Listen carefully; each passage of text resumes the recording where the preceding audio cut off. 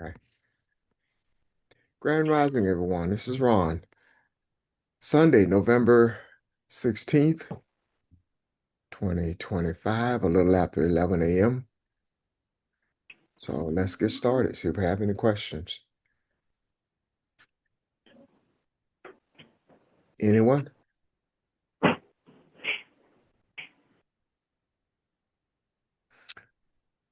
I tell you what, then I'll start off with a question and see if this.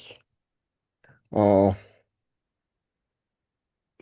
I've been reading some stuff on John Henry Clark, and he talks about socialism, but he rejects the socialism that was in place, I guess, the Europe from a European version. And he talked about his own version of socialism, but I could not find anything that describes what he had in mind. And I was wondering if Pastor or anybody else has seen this or looked at it, or what do you think about it?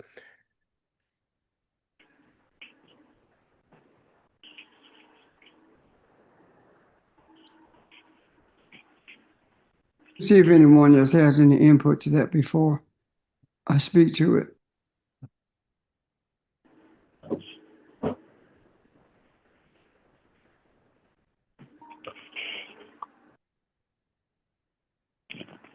Okay.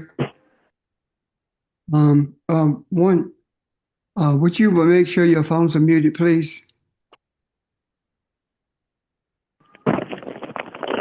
Um, John Henry Clark. John Henry Clark's decisions or his ideal, his principles were always based on African kingdoms or African empires or the what African way of life, the culture of Africa. And excuse me, there is a difference between um, socialism and what John Henry Clark was talking about. Before I talk about that, let's understand that the three forms of government that the Europeans had brought into existence is capitalism, socialism, and communism. Of course, the theocracy of the Catholic Church. Um, but the theocracy of the Catholic Church is also capitalism that we can talk about another day. Capitalism is a mixture between socialism and communism.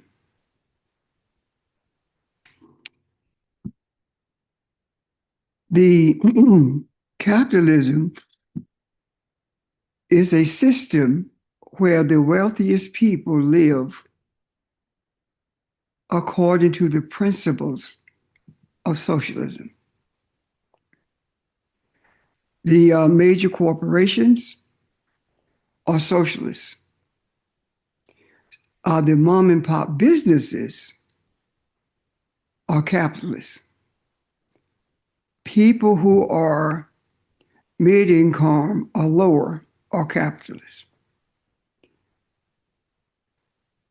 Mom and pop businesses, if they have troubles economically, they start losing money. They have to file for bankruptcy. And the type of bankruptcy that they file for is not a bankruptcy that allows them to reorganize the structure of their business. It's a bankruptcy be to remove themselves from the weight of the debt that they have obtained by virtue of trying to stay in business.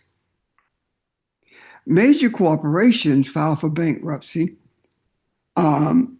with the opportunity to reorganize or restructure their business or to sell it off. When we look at major corporations and when we look at billionaires, when we look at the wealthiest people, if when Bank of America was struggling during the days of that Bush left behind, and other corporations were struggling, the government stepped in to make sure that they were undergirded with the amount of cash that was needed for them to continue to operate. And at the same time, the mom and pop businesses went out of business. And people in households also lost everything they had. Families lost everything they had because they couldn't afford it. Capitalism says that if you are able, if you own a business or if your household is structured and you don't have the means to continue operating your business, then you just go out of business. You don't get help. Only way you can get help is for you to file for loans.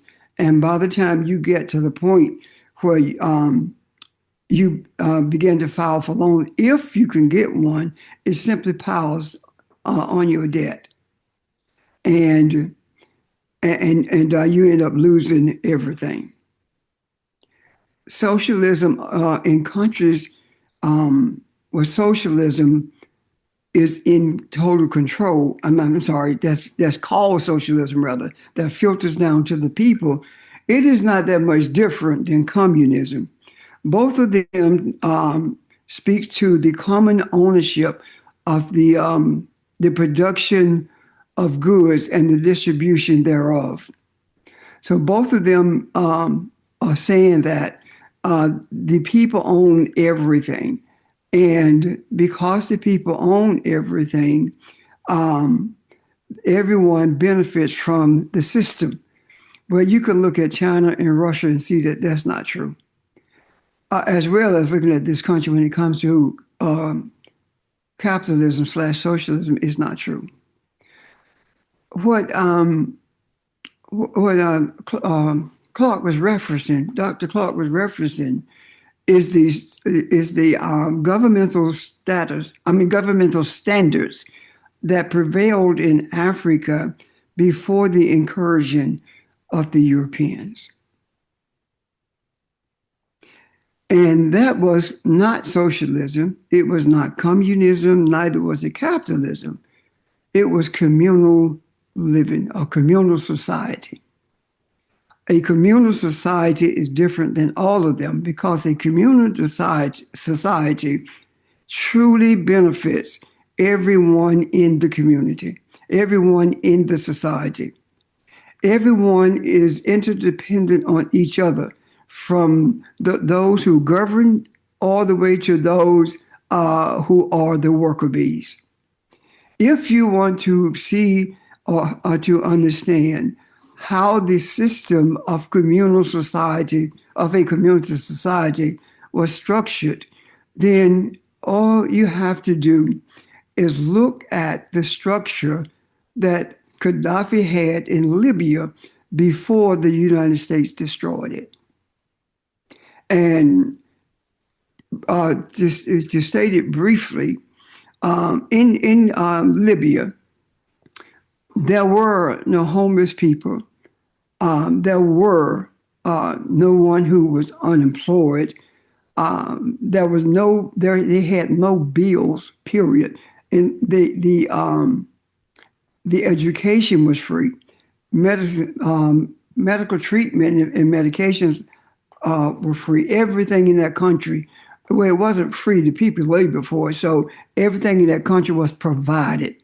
The word free is a kind of a dangerous word to use because freedom is translated or interpreted different ways. So I'd rather say that people had access to everything, or everything was provided based upon their labor and based upon the ingenuity of the governing bodies.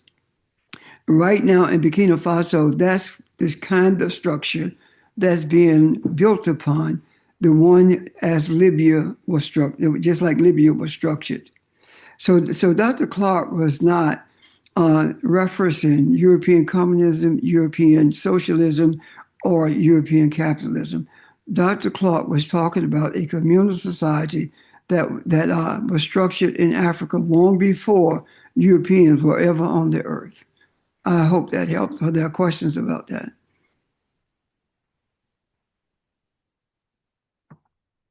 Comments? Is it clear? Is that what you envision here or for the world to come? Quite frankly, the only way for humanity to function and in an orderly fashion without being abused or dominated or oppressed is for humanity to revert to a system that worked before any other system on the earth existed. And that is the system of communal living, communal society. There are some of us who grew up in communal societies within the confines of our community. In our communities, we depended on each other because we had no one else to depend on. If you needed a cup of sugar, you went to your neighbor, and it was not borrowing. Your neighbor gave you a cup of sugar. If the lady next door, her husband or her son or grandchildren, whatever, died or were not available to her, the neighbors would provide wood for her. If someone was pregnant, they couldn't go to the hospital to deliver a baby. There were midwives who delivered those babies. And I can go on and on and on about communal living. In our communities, when we grew up, there was no capitalism. It was communal living. There was no socialism because there was not a hierarchy who was benefiting from the labor of those who were, quote unquote, at the bottom of the scale. In our communities function exactly like the communities in Africa. And all of those, that structure was destroyed with not integration, with when they, what is it? Not integration. What's the other word I'm looking for? Assimilation. Assimilation, yes. Assimilation is what destroyed our communities. And even with the barbershop, if you wanted to be a barber, the guys at the barbershop would teach you how to cut hair. And there was no money involved in it. They just taught you to cut hair. So it was quite different until we as a people lost our taste for each other and begun to fight to assimilate into a society that was never designed for us to be a part of. And I remember listening at older people, my grandmama included, who would say, "I don't know why you're fighting so hard to be with," and I'm not going to use the word that they use, but to start with a C. I don't see why y'all fight so hard to be with them because they don't want you. They're evil. They're nasty. You can't trust them. And they had a whole list of adjectives that described them. And we were actually comfortable where we were in our own communities. Now, as far as looking at it from this perspective, where we are now, it was necessary for the assimilation to take place, because if that assimilation had not taken place, and we were allowed, and I use that word not loosely, but in reality, we were allowed to set up our own communities, as we saw in Tulsa and other places, we would have been just like them. And meaning that we'd be chasing dollars, and those who could not, who were not in the financial shape that we were in, they would have been cast to the side, just like those who are Europeans cast anybody to the side who was not at the higher echelons of control. This country was organized by men who made sure that no one would be able to pull the levers of power except white men. And that is the reason if you did not have an education, if you did not own property, you could not vote, male or female. Well, you know, the enslaved people couldn't, but I'm talking about white males could not vote. And the reason that the Electoral College was put in place is so that the wealthy could control the elections to ensure that no one without means or education could be elected. And the whole idea of a primary system is set up so that the wealthy, the ones who pull the levers of power, are the ones who give you a group of people to choose from. And no matter who is elected, the system does not change. It is intact. It keeps rolling along. So that's a major difference between the society that we live in and the society that we grew up in, as well as the society that I know must prevail in order for humanity to live in a balanced way. Does that answer your question, Ron? Yes, sir. So, Pastor, based on what you just said and what you ended with, that was going to be my next question. Communalism with spirituality, is that a glimpse or a snapshot for us to kind of have an idea of what balance looks like? Yes. The difference is this.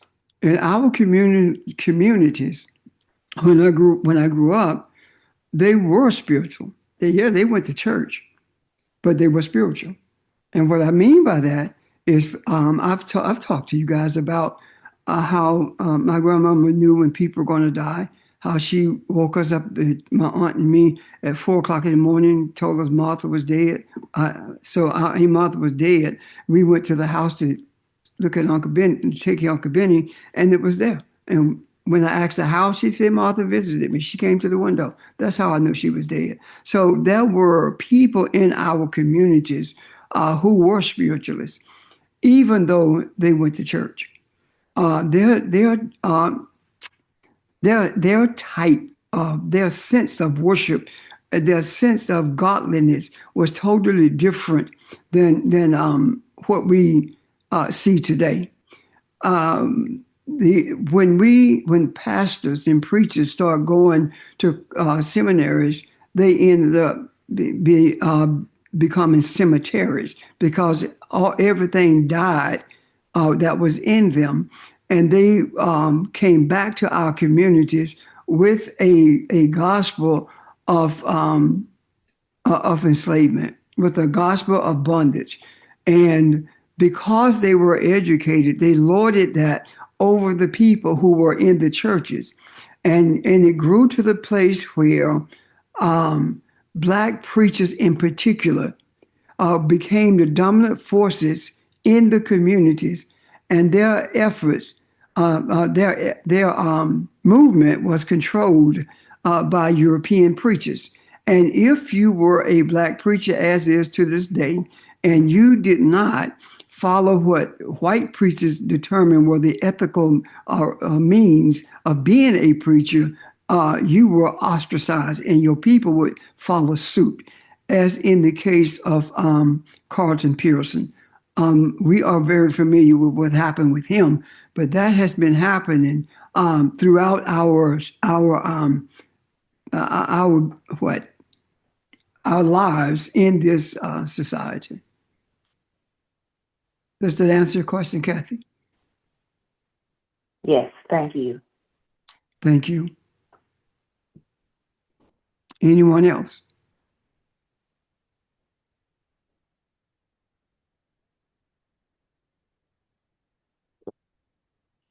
Okay.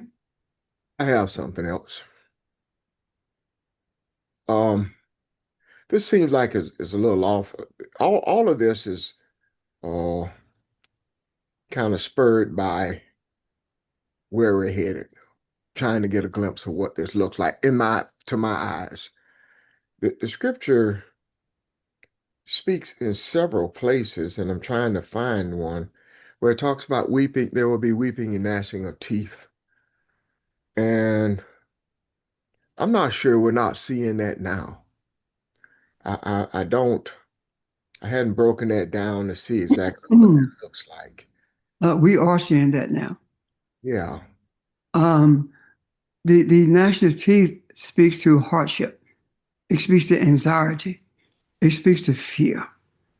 It speaks to suffering. How did we get to this place? Type thing. How can we get out of this? Uh, and and people begin to function in that way when they feel like the walls are closing in on them, and there is no escape.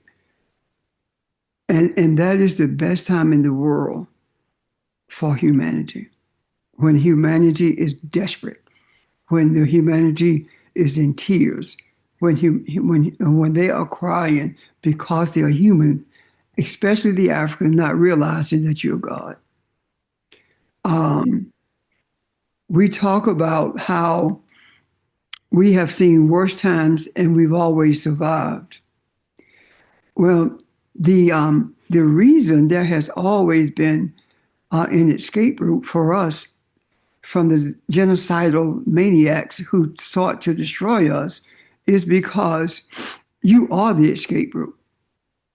You can't kill God. And so when I say we are living that now, um, what I see it doing to Africans is Africans are beginning to realize that the most deceptive thing that has kept us under control is Christianity, and they are beginning to talk about that.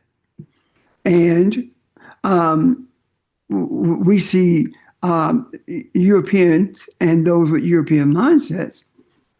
We see them crying. Why? Because they don't know what to do. They have never been in this space before. They've never felt like they are us. At least you're not an N word, is what they're told. And now they are feeling the pressures that we've lived under from from the inception of Europeans coming to this country and bringing us and stealing us from Africa. So we are in that period of the weeping and the gnashing of teeth. We are in that period where the burden is for humanity is heavier than ever, and the only way that the burden of humanity will be lifted is that God lifts it, because we are the deliverance that they are seeking, and we have the desire to bring order to humanity. And because we have lived as humans for so long, it has taken us a period of time to shed as much as we can from living as humans, and be reminded that we were not created to be humans. We were created to be God, and we have had lost sight of that. And there are so many things in our face that shows us who we are. For example, no one can bring into existence a life but God. So if all of the people on this earth came from the genetic structure of the African, and the African woman carries the genes for every race on the face of the earth, and I use race very loosely, for all the people on the earth, that's a better term, then that means that everybody on this earth came from the womb of God.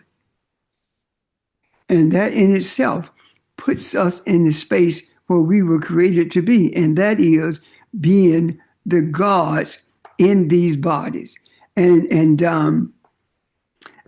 being the gods in these bodies grants us the opportunity to bring order to a physical earth, just as order is in the realm of the spirit.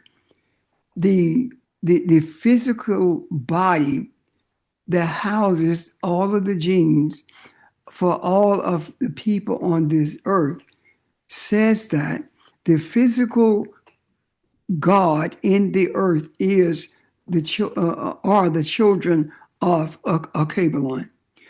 What happened is, in order for us to be the physical gods in this earth, things had to take place.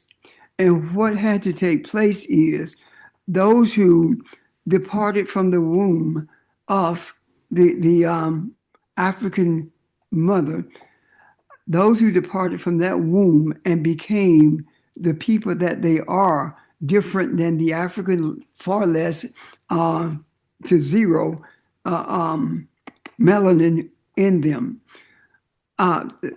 What happened is these offspring had to live differently than us. And if you look at the end game, the last people rather to be brought into this earth, they are Europeans. They are the youngest people on earth, and they are the most wretched people on earth as well. Their thought patterns are so far different than ours until there is no measuring it. And it is what we did, what we were brought into was a period where these children overran Africa. It's not that the inhabitants of Akabalon could not have conquered them. They could have easily done that. But if you read partially one of the entrances into Columbus' diary, you will understand the reason why Africans did not conquer Europeans is because Columbus talked about how gentle and how kind and giving the inhabitants are.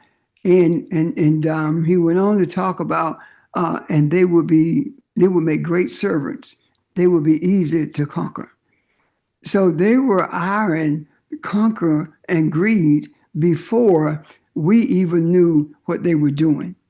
Now, in order for us to be the physical gods in the earth, we have to create in our image and likeness. So rather than us creating in image and likeness, the Europeans overran us, and they committed all kinds of brutal, barbaric atrocities and brought us under submission to them.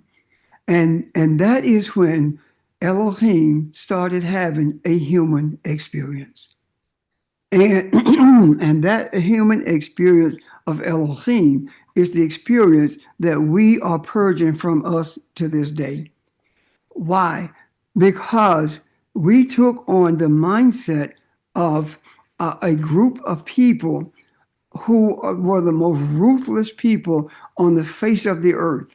And all of that came because of our benevolence. And we continued to grow to the place where we lost sight of who we were created to be. And the attitude or the makeup of our being was not barbaric. So we did not do to them what they did to us, even though we knew that they are not like us. We did not fight them, or we did not lynch them. We did not do them the way that they did us.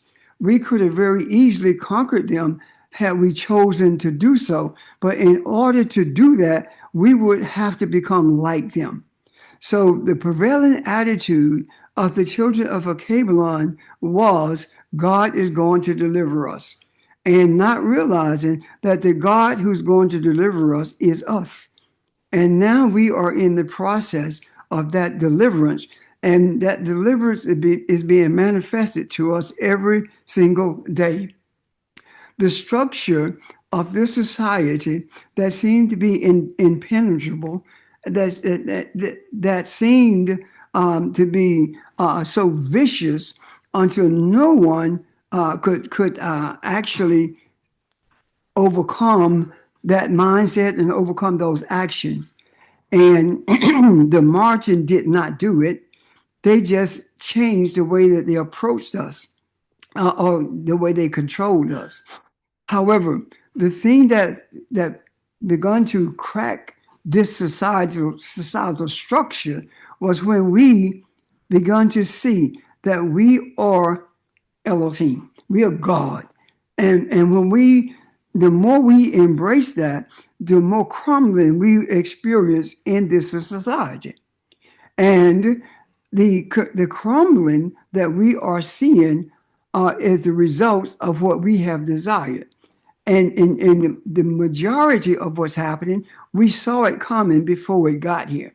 We did not know the exact means, but we did know that the stress destruction was in the making, so that humanity could be rebuilt. And we are the ones who rebuild humanity based upon not only the principles of Ma'at, but based upon the reality that we know that we don't have to recite the principles of Ma'at, because they are interwoven into our being. We do not have to walk up to someone and say, I am God. They see it in us. And that is the reason they've said that we are not human. But they have put a spin on not being human. They recognize who we are. But what they have done is convince people that we are not human. We came from the chimpanzee or the gorilla, when in actuality, gorillas and chimpanzees have the Neanderthal gene also. But they have convinced people that we are not human in that regard, knowing that we are not human, we are God. And they understood, as long as they could keep us living as humans, they would be able to control us. But the moment we came to an understanding of the 82nd Psalm, when it says that I say that you are gods, but you will die as mere men. When we came to an understanding of that and what it actually means, it is then that we began to see what was needed in order for us to deliver humanity from the clutches of evil. And one of the most powerful things that we were shown is that we have the authority to reclaim, or to take the energy that was being used to destroy humanity and the earth. It was being done with the power structure that we brought into this earth with us. And the moment we took that energy away, we began to see the rapidness with which this kingdom began to fall. And it has not slowed down, not one iota. And you look at what's happening now, and you would say that Donald Trump, they're finding out who he really is. This is what you must understand. They're not just finding out who Donald Trump is. What you're seeing is the essence of this country and how it was structured. This whole idea about pedophilia has always been with all European males, and the perversion of their ways has always been prevalent with them from the inception of their being in this earth.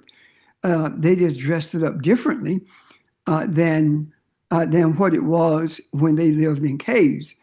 They mimicked some of the principles of African civilization by virtue of the way that they sought to organize themselves. And in doing so, they did it in a manner that was detrimental to humanity. So we now are the vanguard for bringing change into this earth. And we're seeing the face of not just America, we are seeing the face of the European structure in the actions and desires of Donald Trump and his administration. They are the essence, they are the epitome of what Europeans have always been. And now that we are seeing that, when you see the structural demise of Donald Trump, you are looking at the structural demise of a system of racism, a system of greed, a system of capitalism, a system of socialism and communism. We are seeing the destruction of the systems that have always sought to oppress God, always sought to control the essence of who created them, of the essence of whose womb they came out of. And I'm not just talking about Europeans, because the Chinese, the Japanese, the Koreans, all of them have taken on the mindset, the Palestinians mindset, Arab mindset of Europeans, and none of them like us. Why is it that no one on earth like us? Why is it that every group of people on this earth see us as being the worst people on this earth to interact with? Don't bring that nigga home. That's for Hispanics, that's Palestinians, that's Europeans, that's Koreans, Japanese, Polynesians, all of them, same principle. Why? Because they have taken on that mindset and they were too weak to know what they were doing. And we submitted because we did not have the propensity to do what it would take in order for us to free ourselves in a physical way. We would have had to slaughter them, and that's not who we are. So now we are at a space where we have looked at the scriptures and we understand the scriptures. We see that Abel was killed. Abel, the concept of Abel was buried into the consciousness of humanity, and the dominant consciousness became that of Cain, and that consciousness of Cain is now being seen for what it is, and that the aspects or the essence of Abel that was buried in the consciousness of the evilness of this earth has now been resurrected. And the resurrection of Abel, when it talks about Abel's blood crying out from the ground, is talking about the life of Abel crying out to be redeemed, or crying out to be resurrected. And now that it is resurrected, the antics of Cain are being exposed, and the antics of Cain that sought to destroy God by virtue of doing worshiping the way it chose to, worshiping not in a spiritual sense, but worshiping in the sense of Christianity, Islam, and Judaism as they are today. All of these things were foretold to us, but we were not able to see them because we were processing with the same mindset that sought to destroy us. However, now it is different, and we are able to see who we are and the purpose of our being.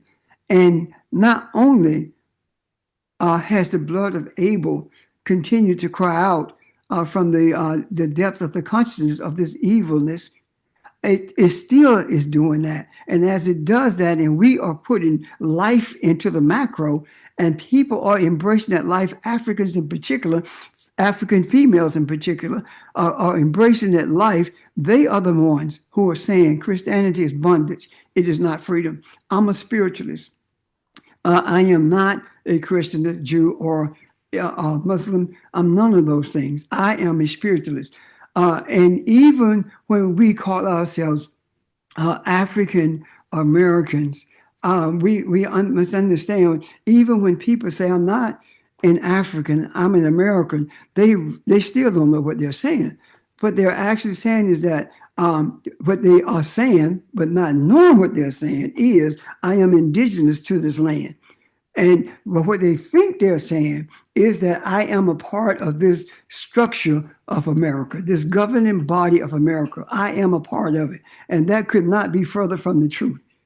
That's one of the biggest lies that ever been told. You cannot be a part of a structure that will not allow you to be a part of it and never was designed for you to be a part of it, and has religion as a as a method of control, manipulation, and killing the essence of knowing who we are.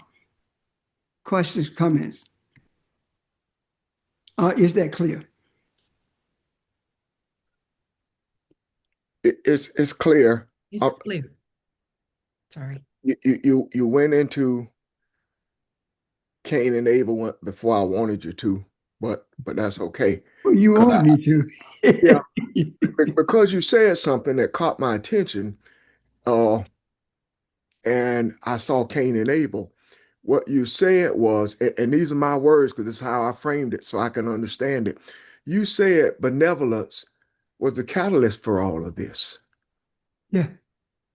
And that's because the first thing I think of is, if that is so, what makes this different? And this being the journey that we're on right now. So when I thought about that, I thought about Cain and Abel. It kind of opens that up a little bit.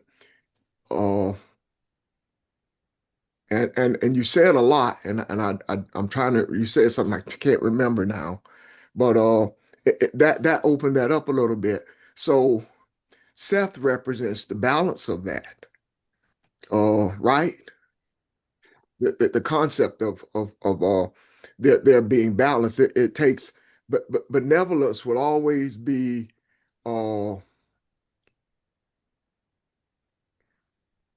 not enough, or it will not be. I don't know how to put it. It will not be strong enough to hold on to. Well, we are no longer benevolent.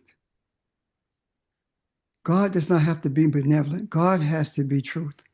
God has to be righteous. God has to be creative. We were benevolent because we could not do to them what they were doing to us, but we gave to them, and they stole from us. We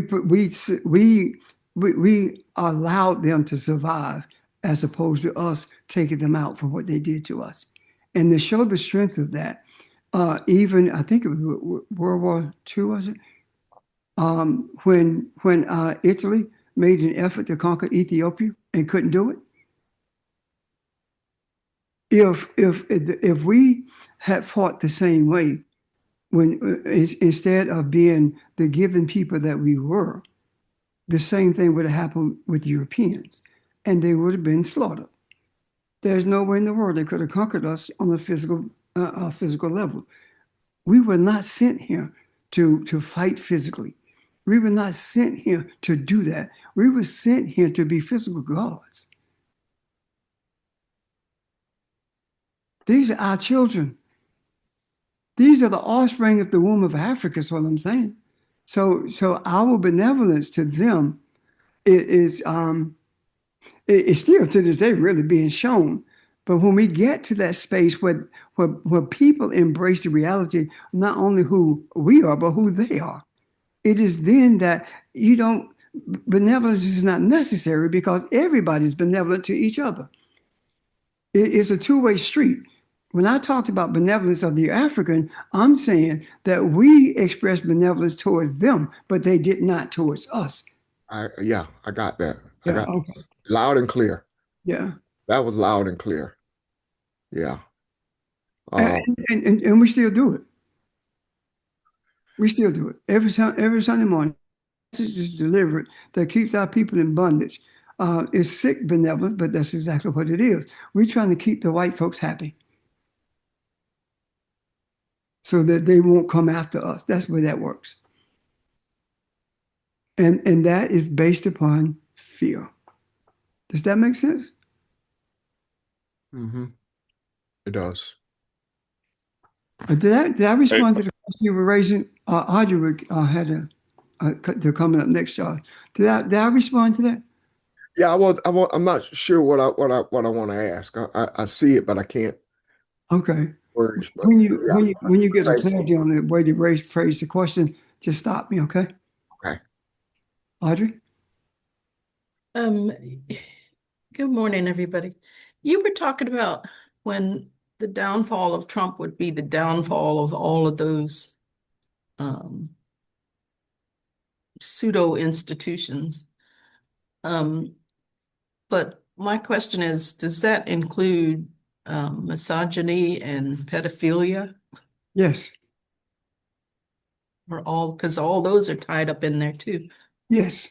See, Trump, if you were to make a list, not just of Trump individually, but him and his administration, and if you were to make a list of what happened during the period of the foundational structure of this country with uh, um, Thomas Jefferson, Hamilton, Washington, that crowd, you would have the same list. And if you were to make a list of what happened during the period of Reconstruction with Rutherford B. Hayes, you would have the same list because all of this is repetitive and it's going to continue to be that way. It's just dressed up different. We talk about those times in modern times.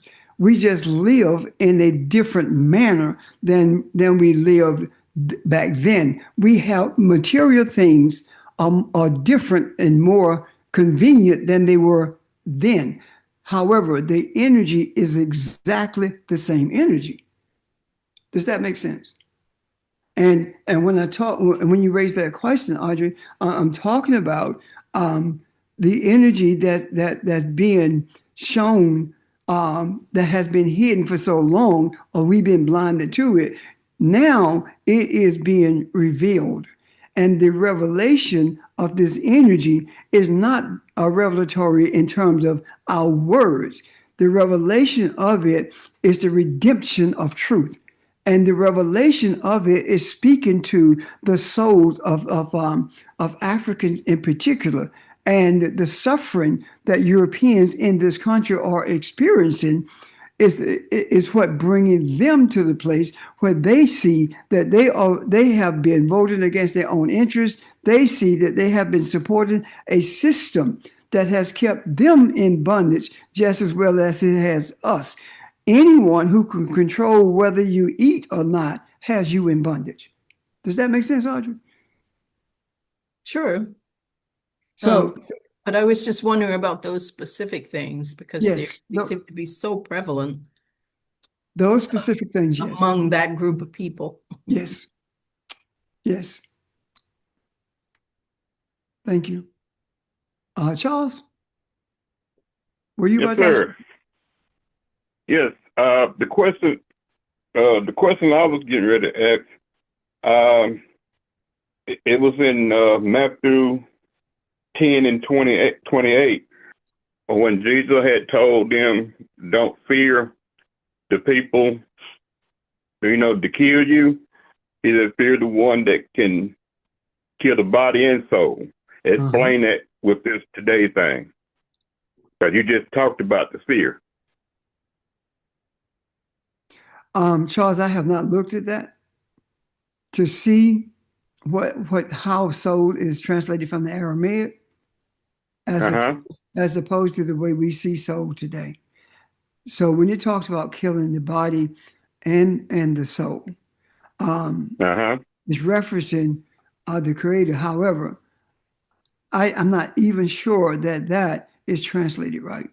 So what I venture to do each time I read the scriptures is to understand whether or not that translation is correct. Because what is intimating is that don't be afraid of those who kill your body, but you should be afraid of the one who can kill your body and your soul. That's right. So a soul, can a soul really die? And if the death is talking about kill in reference to body, that's an impossibility.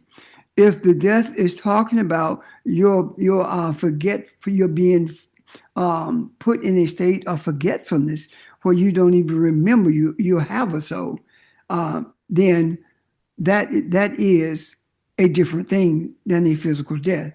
So the best I can do with that is this: we have been living in a state of death because we talked about our soul, but we did not know what we were talking about. We did not understand the veracity of what the soul is. We did not understand that this is not talking about something that within a man. This is talking about the divine essence that lives in this physical body.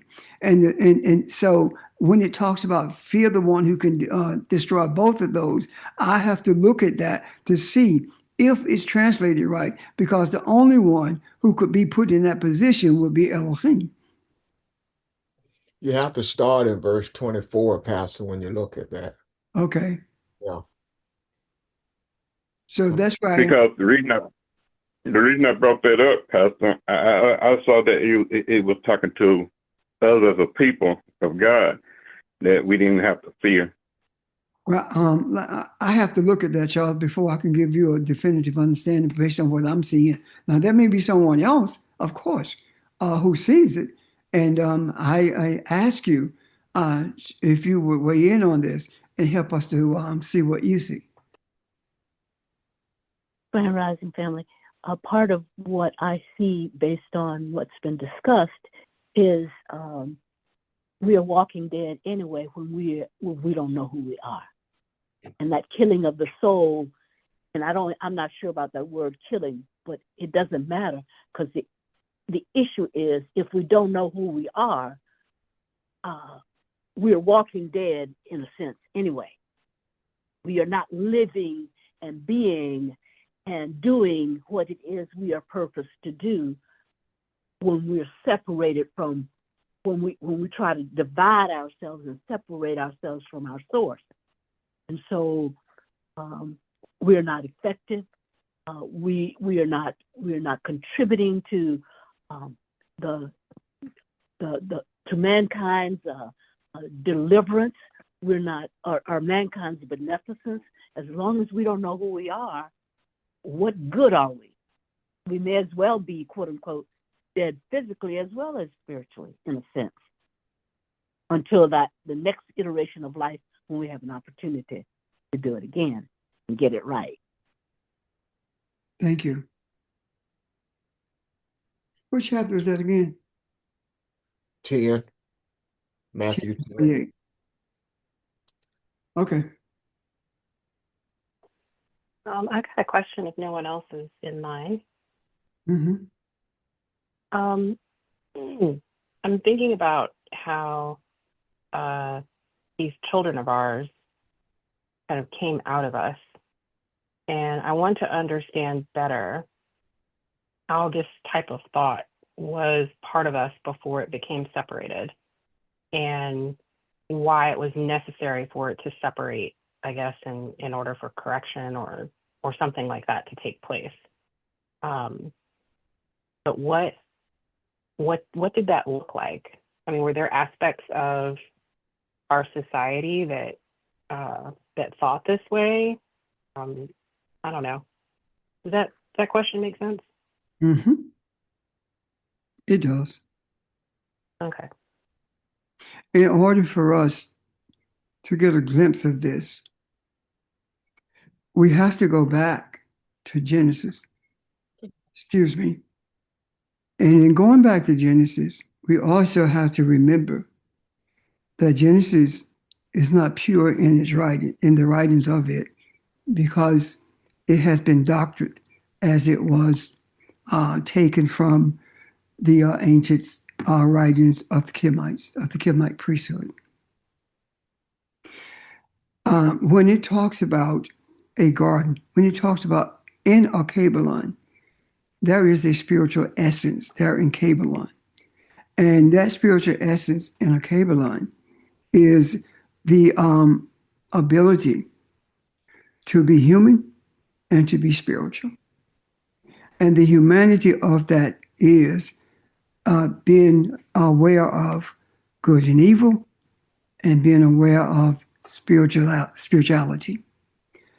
The good and evil is indicative of the ones who came from the womb of the African mother. Spiritual is the essence of the children of a Kabbalah. And when we were put in these physical bodies, that was the propensity for a Garden of Eden, a garden that housed the essence of being human and being God. And as the people in this earth were born from the womb of the African mother, and they began to move genetically in a different way than the spiritual essence of who we are, they began to make choices between good and evil. And during that course of time, the spiritual nature of the children of a Kabbalah was purely spiritual until the influx of Europeans. Now, let me walk you up to the Europeans. This good and evil is an energy that grants the type of choice to all humans, whether or not they are going to be ripe or unripe, and meaning they're going to be righteous or unrighteous. They're going to be evil or not.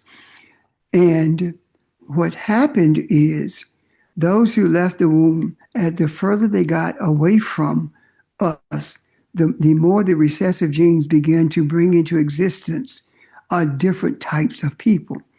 And the type of people without any melanin are the people who had an affinity for the evil aspects of this the knowledge or the understanding of good and evil.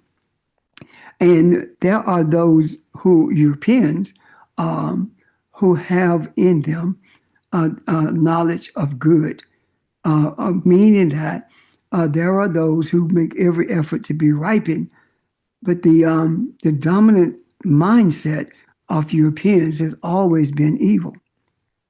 And right now, where we are, realizing that the evilness of the European is the influence that has overtaken us, and we lost our affinity for being the spiritual essence of who we were created to be.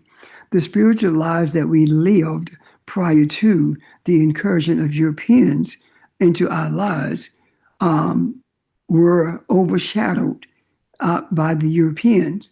The way that they committed genocide against us and stole from us was shocking. And we were subjected to their brutality. And by doing so, we became more submissive to them. And the more submissive we became, the more we began to think the way they think. And the way we started thinking was like the European. So it is in that regard that the spiritual essence of who we are was being buried deeper and deeper inside of us, or deeper and deeper in our memory. And to the extent that we lost memory of it and embraced what the Europeans replaced that memory with. And they replaced it with religion. And when they replaced it with religion, they were in control of the religion. So they were in control of us as spiritual people because we were convinced that it was spiritual as well. So when you ask the question, how did we get to that place? You cannot have the purity of love and kindness if you are non-melanated. It's something that you have to learn. It's something that you have to desire. And there are those who desire it because they see the difference in being evil and unrelentless when it comes to the brutality meted out towards people who don't look like them. The other part of that, Janice, is that when you look at the abolitionists did not want us to be in slavery. However, they did not see us as being human as they were, being equal to them, rather, I should say. They did not see us that way. They always felt like we were second class to them. So that is that European mindset again, embracing the evil essence of the what is called the tree of the knowledge of good and evil. They're embracing that evil essence, and because of the brutality that we endured, we accepted that. In other words, we chose the less of the two evils, and we have been choosing the less of the two evils even up to this day. So I think it was Audrey who made a mention of the things that we are able to absorb from the case of consciousness, from the sun, from the energy of the sun, from our ancestors, is predicated on melanin. And without that, then you are the substance by which the God is able to bring you to a state of righteousness if you choose to follow the teachings. Africans are created, children of Akabalon are created in image and likeness. And the image and likeness is beginning to touch the hearts of those who seek to be ripened. And those who are seeking to be otherwise or are making every effort to destroy the source of this desire for rightness. So here we are right now. We are experiencing the same thing that was shown to us when the chapter in Genesis was written in regards to the Akabalon, the garden of good and evil, and I'm sorry, the tree of the knowledge of good and evil, and the spiritual knowledge. So I hope that helped you, and I hope I wasn't rambling. No, that clears it up. I was just kind of wrestling with the idea, that like these elements had to have been a part of us, Yes. in order for them to come out of us. Yes. The key to all of it, Janice, is melanin. Yeah. And these are some hard truths that we have chosen not to face in the past. And when we did raise questions about them and desired to face them, we were ridiculed. We were told that we were demonic. We were told that you're on your way to hell. We were actually shunned in our communities when we made efforts to understand the difference, because there is definitely a difference in the biological as well as the spiritual essence of the African and the European. There is a difference. And that difference is shown not only through melanin, but is also shown through the biological makeup of our bodies. I certainly hope that it's not confusing. If it is, raise questions about it, and we can get I can get some help in helping to clear this up. Do you think that the choices that were made over time resulted in them having less melanin? Almost like I think of our physical bodies as a projection of our spiritual essence. I believe I believe that this was supposed to happen the way it happened. Because if we are to be God, we have to create.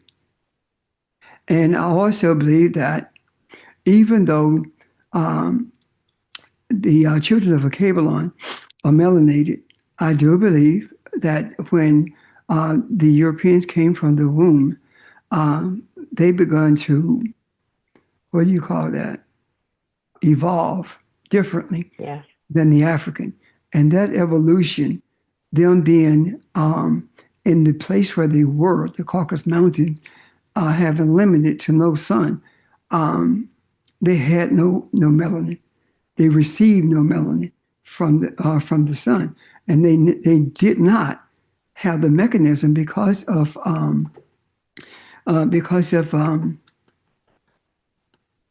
the genetic anomalies. They did not have the mechanisms for producing melanin as they were in the sun.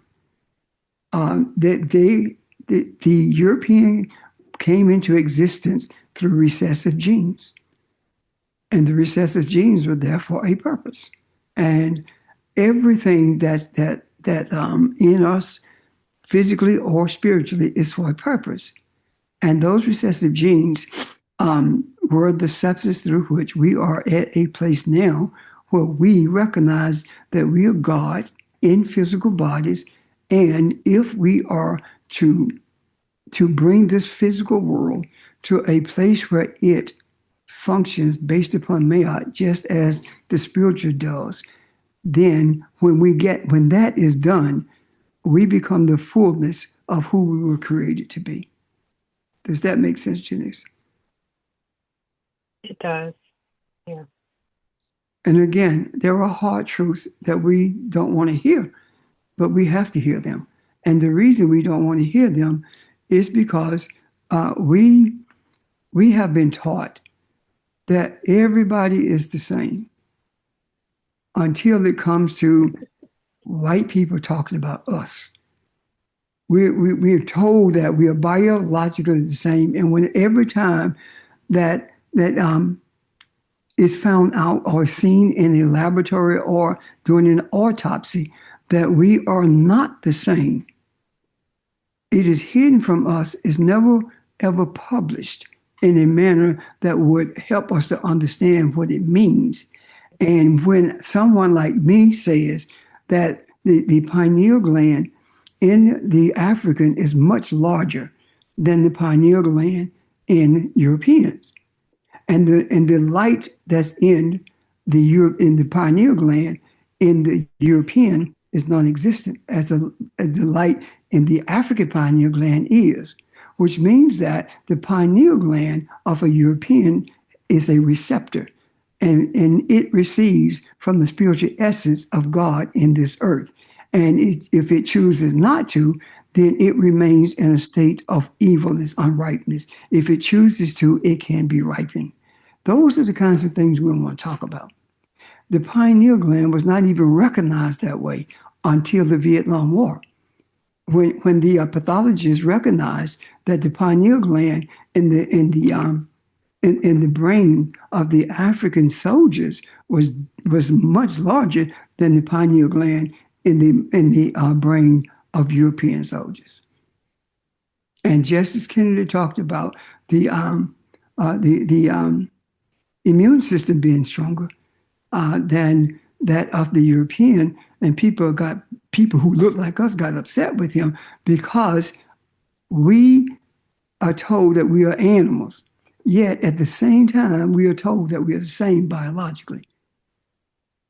We are told that you are not a human, but at the same time we are told that we are the same biologically.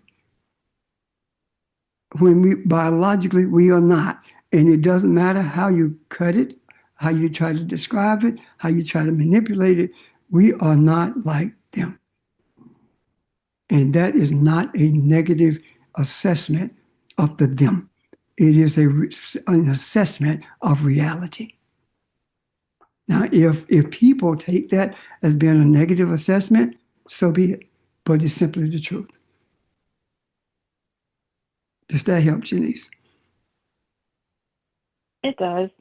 It does. I mean, I feel like we're starting to, I think it's getting more popular, the understanding that Western medicine is based upon white males, and their physiology is different. It's not, physiology is not the same across, for lack of a better term, races, or different types of people. Right. And a lot of the studies were often based on them, and then medicines don't work the same on us. Procedures it makes a difference. And see, the whole concept of medicine came from us. It came from us. the herbs in the fields. Even when we were brought from Africa to here, we found what was necessary to bring healing. And it was not, all medicines were natural until Rockefeller in the early 1900s decided that he was going to control the production of pharmaceuticals. And now all medicine is designed to patch you, not to heal you, and is made from, it has a foundation in petroleum. Because when Standard Oil Company was broken up with Rockefeller was angry, and he decided that he was going to control the pharmaceutical production, and that's what he did. And from that point forward, medicine was more and more less likely to bring any results in terms of healing. And right now, I'm asking you to tell me one medicine that heals you. Anyone.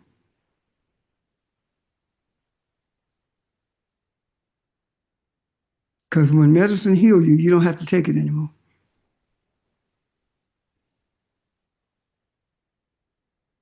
I rest my case. You might be able to make an argument for antibiotics, but it'd be a hard one. Be a hard argument to make. It would be a hard one. It really would. Because antibiotics is a temporary process that makes you feel like you're healed. Because you can get the same thing all over again, meaning that it does not produce enough antigens to protect you from whatever it is it was used for. Can you see that, Janice? Oh, yeah. Yeah, I can. It's been proven that vaccinations are not good for us. Now, how have we lived through this? How have we been able to survive? I keep going back to the same thing. You can't kill God. Our desires brings healing to us. The more we know who we are, the more comfortable we are, for lack of a better term, in our own skin. Physician, heal thyself. If you can bring healing to anyone else spiritually, you can bring it to yourself. And when you are healed spiritually, meaning that you embrace who you are to the extent that your energy is the guiding force, is the controlling force in your body, then you've healed yourself, or you heal yourself. And that's hard for us to wrap our mind around, because we have become addicted to European medicine, to European medical opinions. Why did they kill Dr. Sebi? Because he made a statement and proved it. Dr. Sebi said that everything that's wrong with your body can be traced back to mucus, inflammation. You get rid of the inflammation in your body, and you get rid of everything that's adverse to your body. And look what happened to him. And he proved it.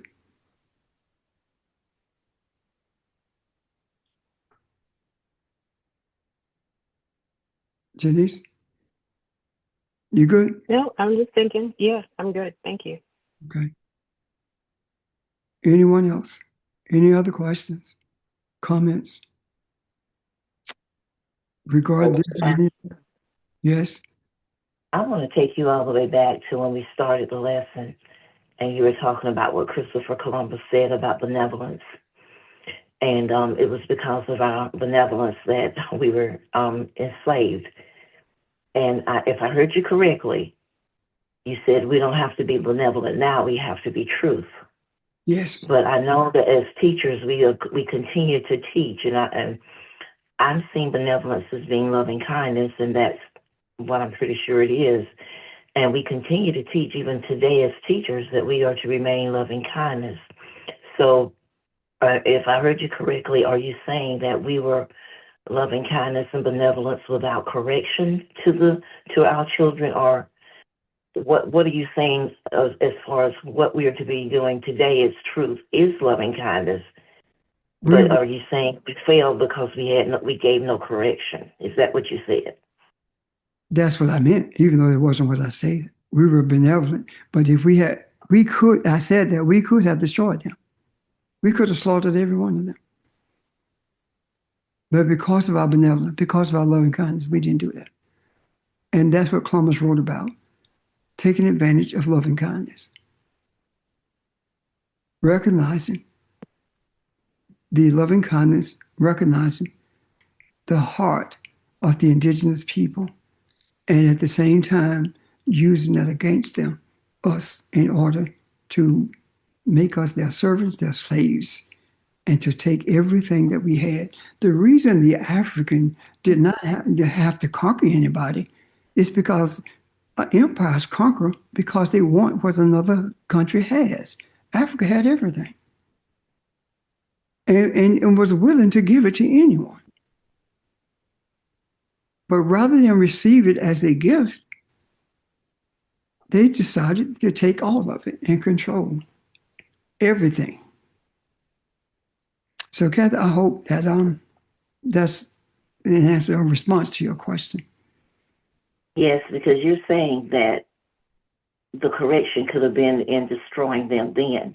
Yes. I guess what I'm struggling with now is the correction now. The How correction, we are correcting them now. we are correcting them We're now. not seeking to destroy them in the sense of go to war with them. No. I know we're taking the power away and the energy away, and I just want more clarity on what the correction looks like. It's supposed to look like now as we remain loving kindness. The correction now looks like what we are doing, putting in the macro.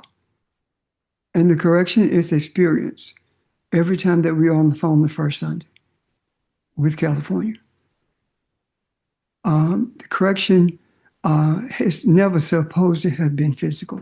It has always supposed to have been spiritual.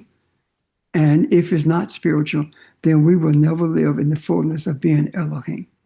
Does that make sense, Kathy? Yes, that's the piece that was missing. That's what I wanted to understand. Thank you. Mm-hmm. George? Yes, Hotep family. What Kathy mentioned, it made me think about when she said that we face challenges, but they are opportunities. And Yes. so you mentioned past in terms of our relationship or the conversations with California or the institutions that we may be involved with or deal with. What we're talking about is, again, real-time resilience. And when I say resilience, I know Audrey mentioned it, in the podcast yesterday. And when we talk about how do we recover from challenges, how do we deal with setbacks, I think that what has been said over a period of time, and we're going back to beginning, is to be able to appreciate the importance of us reconnecting, with others and take action. And I think that that's what we're doing, in my opinion, taking action for what we know to be the truth, but doing it with loving kindness, that we're able to see the transformation of bringing enlightenment to others. Because again, Ron, you talked about it in terms of Cain and Abel, but what about religion and spirituality? And so I think as we begin to appreciate the principles of what we know that are truth, then how do we take that action to be able to put it in the macro? And I think we're doing that by reaching out. Just still some thoughts I had I wanted to share. Thank you. Thank you. Yeah. And you're absolutely correct. That's what we're doing. If it were not for us realizing what we're doing in terms of placing it in the macro, we would have no inkling as to how to do what we do. I mean, everything else has been tried. And the thing that has brought everything to a head is our recognition as to who we are and embracing the reality that everything is spiritual. And God does not fight with weapons that are made by men. The weapons of our warfare is not carnal. The weapons of our warfare is spiritual, and it does pull down strongholds. It does remove the nature of the barbarian from being in control or from dominating the earth. And regardless of how few we may be in physical numbers, we are everything in the many. The power of the many is every one of us, yet is one of us. So we are who we are because we were created to be who we are, and there is no change in that. Even if we never had recognized who we are, we still would have been who we are. We would not be living it because the choice we have made would be to be a human. The choice that we would have made is to embrace idea of good and evil as opposed to spirituality. And we have chosen to embrace spirituality. And I certainly hope that's clear and makes sense to you. If it doesn't, please raise the questions or extend this with your comments.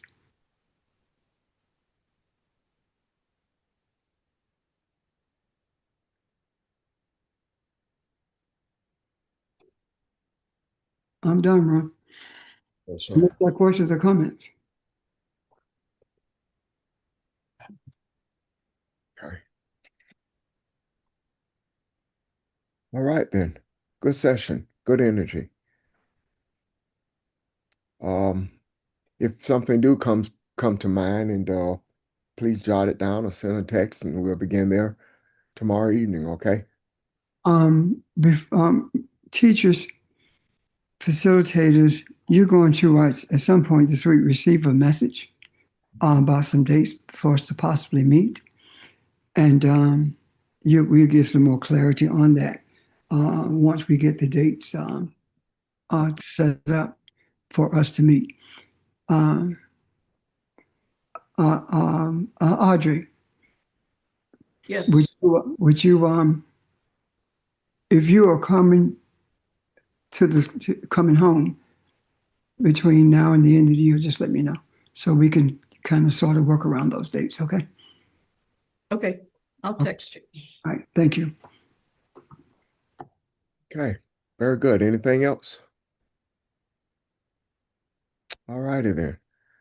Good job. Have a great day. Look forward to tomorrow evening. Thank you for your presence, guys, and have a great day. Much love, everyone. Bye, everybody. Bye. Have a good Bye, week. everyone. Bye, guys.